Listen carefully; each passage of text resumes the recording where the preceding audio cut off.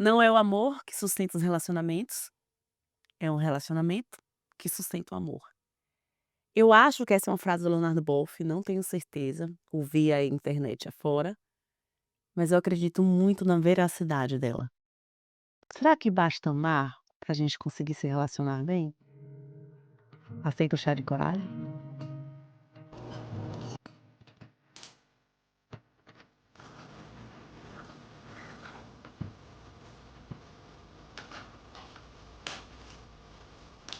Ai, gente, eu tenho visto, ah, casamento de 2 amigos muito queridos está acabando.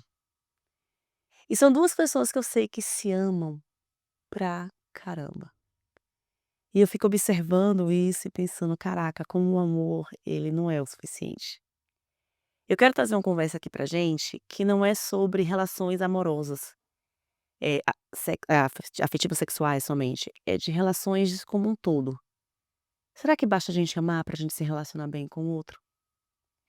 Quantas pessoas a gente ama pra caramba, a gente quer tanto bem, mas parece que trinca, que tem um negócio que não rola na hora que a gente conversa, que trava, que de repente a conversa vira uma outra coisa que você sai até triste da conversa.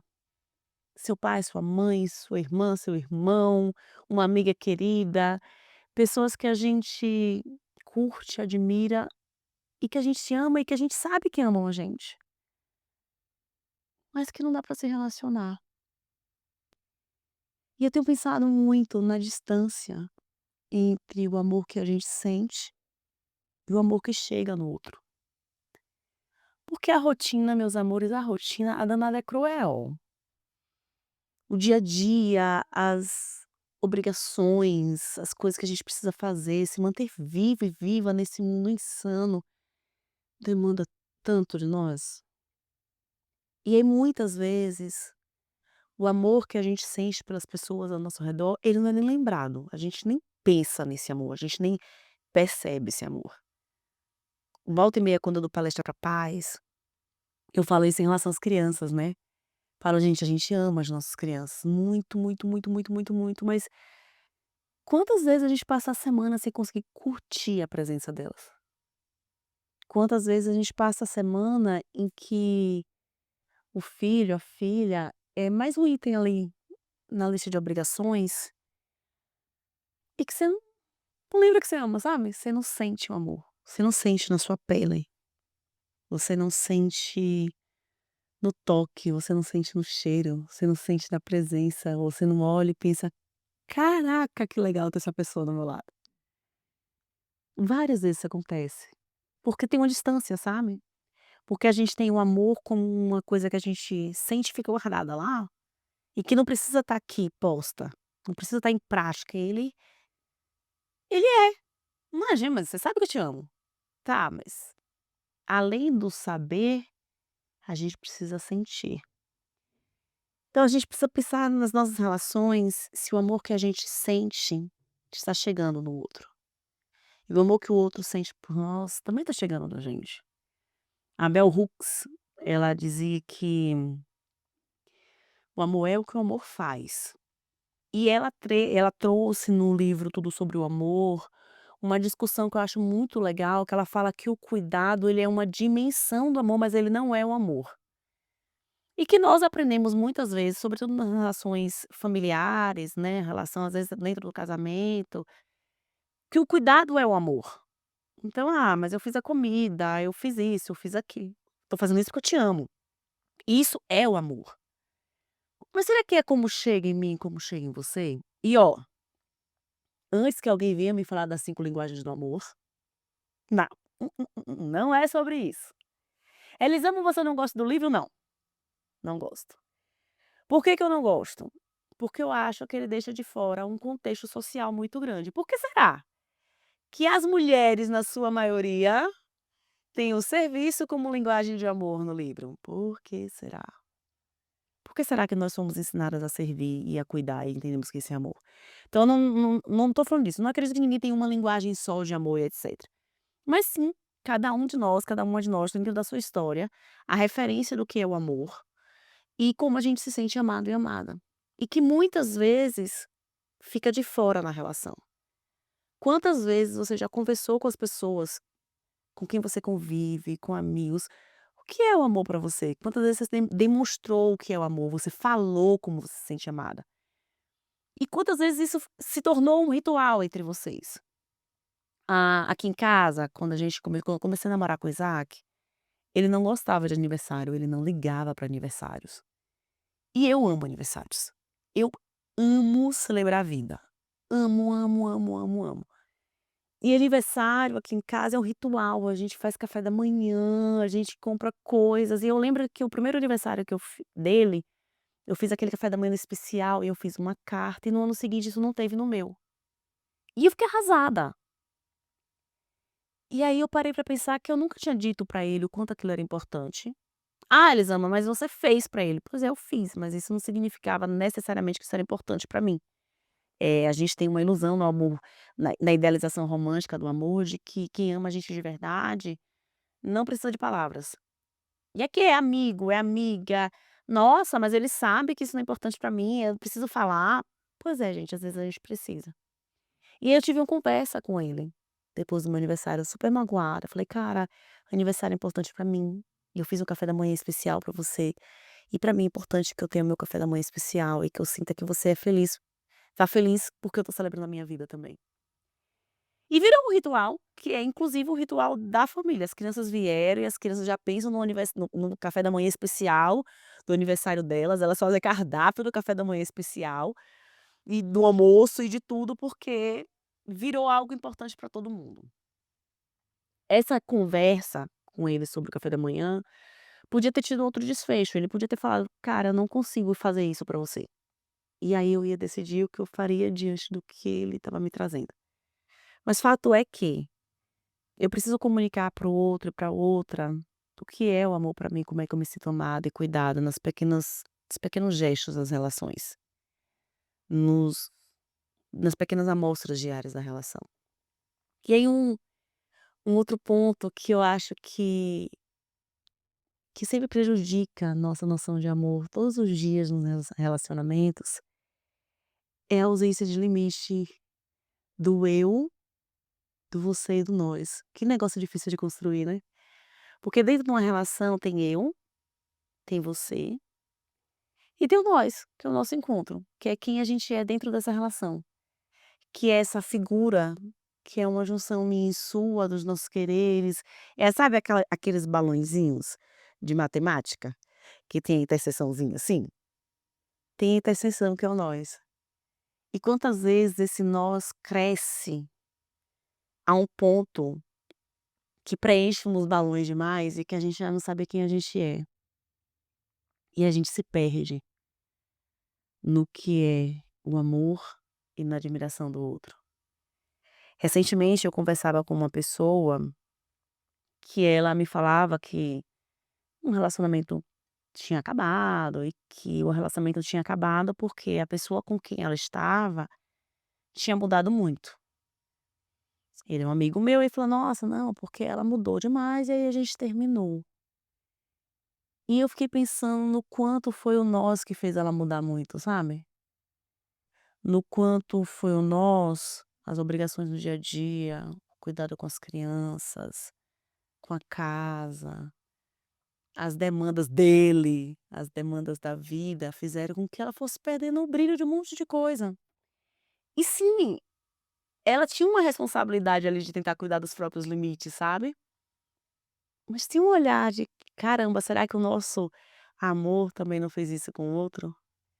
Quantas vezes é a nossa junção que toma um tamanho tão grande que apaga um pouco de quem tá com a gente. E aí no final das contas você olha e fala: "Nossa, mas eu admirava mais essa pessoa. Eu gostava mais dessa pessoa, ela era mais legal".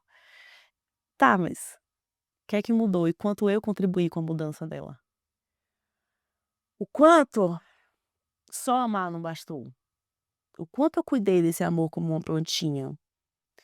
O quanto eu observei esse amor como uma plantinha, o quanto eu nutri esse amor como uma plantinha, o quanto eu molhei esse amor como a gente molha a plantinha e cuida dela. Eu volto e meia e gente, ó, deixa eu contar uma coisa pra vocês, eu sei que eu repito histórias, tá.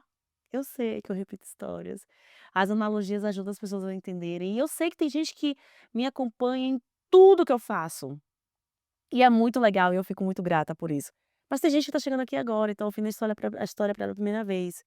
Se você vai no show de um cantor, de uma cantora, você vai ouvir a mesma música várias vezes, você não espera que esse cantor, essa cantora, tenha uma música diferente pra você em cada show, né. Então, esse é o meu trabalho, muitas das histórias que eu conto eu repito, porque elas ajudam as pessoas a entenderem, e tem pessoas de vários lugares e é isso, tá. Tá tudo bem você falar: "Nossa, história de novo". Tá bom, aí você pode partir para um outro episódio, ou você pode falar: "Ah, já ouvi essa história da Elisama, ela tá contando". Quem nunca ouviu, vai ouvir pela primeira vez, tá bom? Tá certo? Continuemos amigos. Pois bem, eu sempre conto que eu sempre fui serial killer de plantas, assim, toda planta que chegava na minha casa eu matava. Mas eu sempre gostei muito de plantas. Então eu seguia comprando plantas pra vê-las morrer e ficar arrasada, falando: "Meu Deus do céu, eu matei um cacto". Até que uma amiga, bem dedo verde, me falou: "Vem cá, e você põe pó de café na planta?" Aí eu: "Pó de café?" "É, casca de ovo". "Casca de ovo? Você põe o dedo na planta pra ver se ela quer água naquele momento ou não?" "Botar o dedo na planta? Sua planta de sol, sombra, meia sombra, eu planta do quê menina?" E aí eu fui entendendo que sim, eu fazia tudo pelas minhas plantas, mas o meu tudo era molhar. O meu tudo é que estava dentro do meu conhecimento e eu ouvia muito pouco das minhas plantas. Hoje a minha casa é cheia de plantas. Eu foco em plantas que não me pedem demanda demais, mas sim, eu tenho planta que eu preciso pegar e botar no sol até 10 horas da manhã, porque depois das 10 horas da manhã ela não gosta do sol e a gente taca ela pra dentro de casa de novo. Eu já sei que eu não posso adubar no inverno. Eu tenho aprendido como cuidar da minha planta para que a nossa relação dê certo. Para que a gente consiga ter uma relação longeva. Toda relação é um pouquinho assim, gente. A gente vai pra relação com muito amor, muitas vezes, com muito desejo de estar certo, mas com a caixinha de ferramentas tão limitada para isso, com um conhecimento tão pequeno. E e aí a gente olha no final das contas e vê a plantinha morrer e pensa: "Caramba, eu fiz tudo por essa planta. Eu cuidei tanto dessa planta". Mas meu cuidado era molhar. E não era o cuidado que a planta precisava. E aí a gente vai para um outro ponto dessa conversa, né. Quantas vezes dentro do amor eu estou disposta a ouvir o que é o cuidado para o outro, a ouvir o que é o amor para o outro. Quantas vezes a gente conversa sobre a nossa mudança do que é o amor, de como a gente se sente amado e se ainda faz sentido a gente se relacionar. E mais uma vez eu tô falando aqui de amigo, de mãe, de pai, de irmão, eu não tô falando só de amor, namorado, marido, esposa, não. Tem gente que a gente ama muito e que a convivência precisa ser 2 dias, porque se chegar no terceiro dia a gente vai estar brigando e não vai dar certo. Tem gente que a gente adora e a convivência é para um jantar, porque se a gente aproxima demais, a gente começa a se machucar. Como é que a gente faz esse desenho? O quanto a gente tem uma visão única de como é que a gente ama e é amado, e a gente quer encaixar o outro na nossa visão, no nosso relacionamento, na nossa idealização, e a gente se fere e fere o outro também. Eu tenho visto muitas relações chegando ao fim, mais uma vez não só de casamento, mas de amizades, pessoas se distanciando, e eu tenho pensado tanto nisso, sabe, tanto no quanto não basta eu querer estar bem com você pra gente ficar bem. O quanto a gente muda e o sentimento tá aqui, eu continuo te amando e te admirando, mas a convivência já não vai ser tão mais fácil. Porque quem eu sou e quem você é, ou quem eu me tornei e quem você se tornou, já não tá se encontrando como se encontrava antes. E como permanecer numa relação próxima, pede uma negociação constante, uma atualização constante, sabe, de quem eu sou ainda faz sentido com quem você é? O que eu sou ainda faz sentido com você? O que a gente tá construindo junto ainda faz sentido? Não tem só um jeito, né, de se relacionar.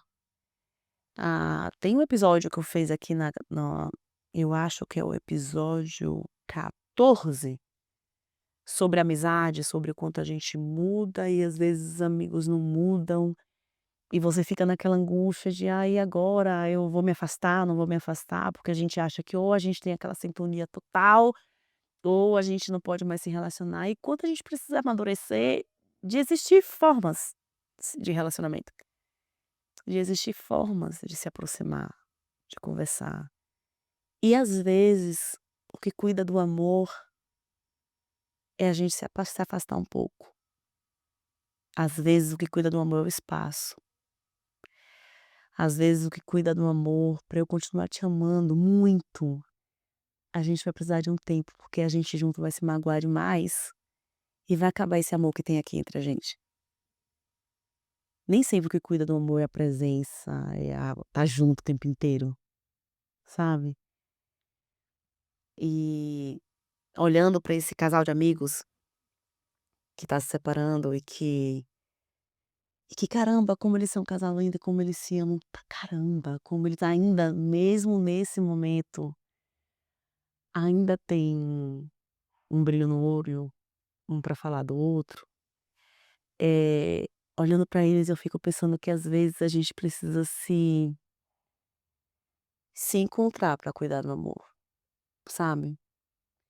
Às vezes a relação, o nós, ele ocupa tanto espaço, que a gente não tem mais eu pra oferecer para o outro.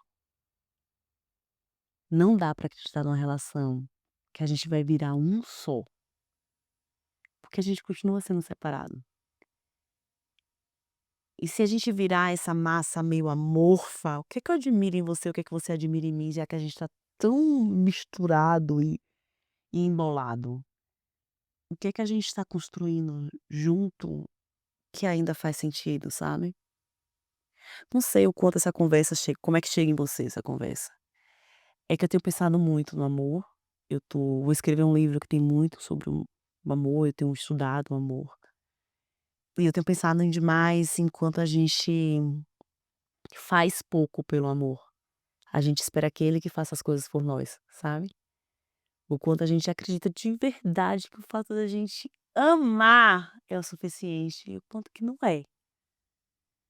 O quanto que cada relação pede um cuidado constante e atento com os nossos limites, o limite do outro, com os nossos desejos e o desejo do outro. O quanto é essa dança, sabe? Essa dança que se a gente tem que prestar atenção, porque senão a gente vai pisar no pé, e a gente vai pisar no pé volta e meia, e aí a gente ajusta o passo de novo, e a música muda, e a gente leva um tempo para o corpo acostumar com essa nova música e descobrir como é que a gente se encontra nessa nova música, porque a música a gente não escolhe, a vida tá tocando a música que ela quer aí. O quanto essa dança, ela é difícil, e o quanto ela pede intencionalidade, sabe? O quanto cuidar do nosso amor precisa ser intencional. O quanto cuidar do nosso amor como amigas, o quanto cuidar do nosso amor como pai, filho, o quanto cuidar do nosso amor como casal, o quanto cuidar do nosso amor precisa estar nas nossas intenções, como cuidar da nossa plantinha. Porque não vai ser automático, entende? Não vai ser automático. Muitas vezes, o cuidado com o amor, ele vai demandar da gente o que a gente, nossa, nem queria dar nesse momento. Mas ele também dá de volta, tá, gente? Não dá pra acreditar num amor que só a gente cuida. E aí a gente vai encerrar esse papo pensando nessa mais uma vez, que eu falo muito assim: ninguém ama por 2, nem por 3, nem por 4. A gente ama por nós. E numa relação, às vezes, o que mais cuidado que a gente sente é o afastamento, é a distância, é o ver de vez em quando, é o ligar menos. Porque se o outro não tá cuidando, não dá pra só você dar. Volta e meia eu dou o exemplo da gangorra, né. Você imagina uma gangorra. A brincadeira da gangorra, ela só tem graça porque um sobe, outro desce, um sobe, outro desce, um sobe, outro desce. Se um sempre tá em cima e o outro sempre tá embaixo, cara, a brincadeira não tem graça. Ninguém tá se divertindo de verdade. Ninguém. Nessa de um sempre em cima, outro sempre embaixo, ninguém vai se divertir de verdade. Precisa ter essa alternância, esse cuidado que é meu e seu. Precisa ter essa troca que é minha e sua. E que ela não é constante, então não é 50-50, às vezes é 20-80 e depois sabe, não é constante, mas tá aqui, eu e você. Estamos juntos cuidando desse amor. A gente precisa do amor pra viver, e eu acredito tanto nisso, que não dá pra viver sem amor. E eu quero te convidar a cuidar dos seus amores, intencionalmente. Cuidar de você nos seus amores também. Não se perder na ilusão do amor, na ideia de amor e se desconectar do que tá acontecendo, sabe? O que é que tá acontecendo no amor? O que é que ele tá te pedindo hoje? Qual é o gesto, a atitude que faz com que você se sinta amada? Você tem conseguido comunicar isso para as pessoas? Você tem conseguido falar sobre isso? Você tem conseguido ouvir como o outro se sente amado ou amada? E você tem conseguido perceber os limites que cuidam do amor? É isso, amores. Se faz sentido pra você, manda pra aquela pessoa, pra vocês conversarem sobre amor. Nunca puxei esse assunto, Elisama, manda. Nossa, eu achei isso aqui interessante, queria conversar contigo. Como é pra você, tá bom? Até o próximo episódio.